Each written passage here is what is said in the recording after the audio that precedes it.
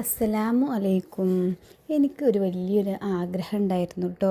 വലിയൊരു ആവശ്യം തന്നെയായിരുന്നു എൻ്റെ ജീവിതത്തിൽ, എൻ്റെ ലൈഫിൽ എനിക്കത് നിറവേറണം എന്നുള്ള വലിയൊരു ആഗ്രഹമുണ്ടായിരുന്നു.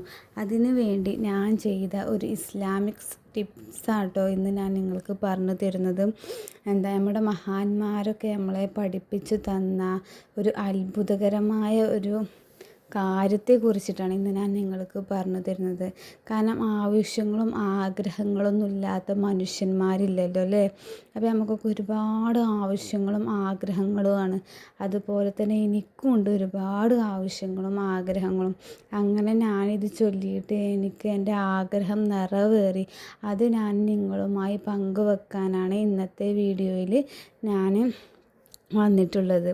അപ്പോൾ ഒരാൾക്ക് എന്തെങ്കിലും ഒരു ആവശ്യം നേരിട്ടാൽ മഗ്‌രിബ് നിസ്കാരത്തിന് ശേഷം അതേ സ്ഥലത്തിരുന്ന് എഴുന്നേൽക്കുന്നതിന് മുമ്പായിട്ട് 40 തവണ സൂറത്തു ഫാത്തിഹ, നമുക്കെല്ലാവർക്കും പരിചിതമായ സൂറത്താണല്ലേ സൂറത്തു ഫാത്തിഹ. ഖുർആനിൻ്റെ മാതാവ് എന്നറിയപ്പെടുന്ന ഈ സൂറത്തു ഫാത്തിഹ സൂറത്തു ഫാത്തിഹ നമ്മൾ ഓതുക. 40 പ്രാവശ്യമാണ് ഓതേണ്ടത്.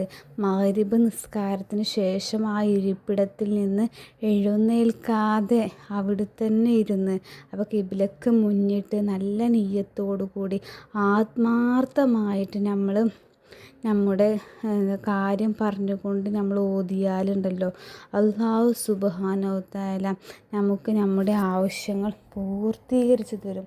ഒരു സംശയവും വേണ്ട. അപ്പോൾ ഇതിൽ നമ്മൾ പ്രത്യേകം ശ്രദ്ധിക്കേണ്ട കാര്യമാണ് എന്ത്, മഗ്‌രിബ് നിസ്കാര ശേഷം. അപ്പോൾ നമ്മൾ എന്ത് ചെയ്യണം, മഗ്‌രിബ് ബാങ്ക് കൊടുക്കുന്നതിന് മുമ്പായിട്ട് നമ്മൾ വുളൂ ചെയ്തൊക്കെ സെറ്റായി നിൽക്കണം. അപ്പോൾ ചെറിയ കുട്ടികളൊക്കെ ഉള്ളവർക്കൊക്കെയാണല്ലേ ഭയങ്കര ഇതുണ്ടാകുക. കാരണം നമ്മൾ കുട്ടികളെ കരയിപ്പിക്കാനൊന്നും പറ്റില്ലല്ലോ. അപ്പം ഇതിങ്ങനെയാണ് ചെയ്യേണ്ടത്. എനിക്കിങ്ങനെ ചെയ്തിട്ടാണ് കേട്ടോ കിട്ടേണ്ടത്. അപ്പോൾ അങ്ങനത്തെ പോലെ ഇനി എൻ്റെ ആവശ്യം പൂർത്തിയാക്കണം വിചാരിച്ചിട്ട് കുട്ടികളെ കരയിപ്പിച്ചാലൊന്നും നിൽക്കണം കേട്ടോ. അള്ളാൻ്റെ അടുത്ത് നിന്ന് അതിന് നമുക്ക് ശിക്ഷ കിട്ടും. നമ്മൾ കുട്ടികളെ എങ്ങനെ നമ്മൾ കരയിപ്പിക്കരുത്. കുട്ടികളോട് നമ്മൾ ലോലമായി പെരുമാറാൻ പറ്റുള്ളൂ കേട്ടോ. നല്ല രീതിയിൽ പെരുമാറി അവർക്ക് മനസ്സിലാക്കി കൊടുക്കണം. അല്ലാതെ നമ്മൾ ഇതൊന്നും ചെല്ലാനായിക്കോ അങ്ങനെയൊന്നും പറഞ്ഞുകൊണ്ട് അവരെ ഇടങ്ങേറിലും ബുദ്ധിമുട്ടിലൊന്നും ആക്കരുത് കേട്ടോ നിങ്ങൾ. അപ്പോൾ നമ്മൾ ഇനി ഹസ്ബൻഡൊക്കെ ഉണ്ടെങ്കിൽ കുട്ടികളെ ഹസ്ബൻഡിൻ്റെ അടുത്ത് ഏൽപ്പിച്ച് ഞാനിതൊന്ന് ചൊല്ലട്ടെ, ഇതൊന്ന് ചെയ്യട്ടെ എന്നൊക്കെ പറഞ്ഞുകൊണ്ടൊക്കെ ഇതാക്കുക. അല്ലാതെ കുട്ടികളെ കരയിപ്പിച്ച് ഒന്നും ചെയ്യരുത്. അപ്പോൾ നമ്മളെ പണ്ഡിതന്മാർ മഹാന്മാർ നമുക്ക് പഠിപ്പിച്ച് തന്നതാണ് കേട്ടോ ഇത്. അപ്പോൾ ഞാൻ എൻ്റെ ഒരു വലിയൊരു ആവശ്യത്തിന് വേണ്ടി ഞാനിങ്ങനെ ചെയ്തു. അൽഹംദുലില്ലാഹ്, എൻ്റെ ആവശ്യം നിറവേറി.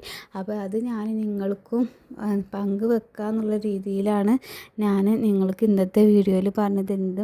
അപ്പോൾ നമ്മുടെ ആവശ്യങ്ങളും ആഗ്രഹങ്ങളൊക്കെ ഉണ്ടെന്നുണ്ടെങ്കിൽ ഇങ്ങനെ ചെയ്തു നോക്കി. ഫാത്തിഹ സൂറത്ത് നമ്മൾ എല്ലാ നിസ്കാരത്തിലും ഓതുന്നതാണ്.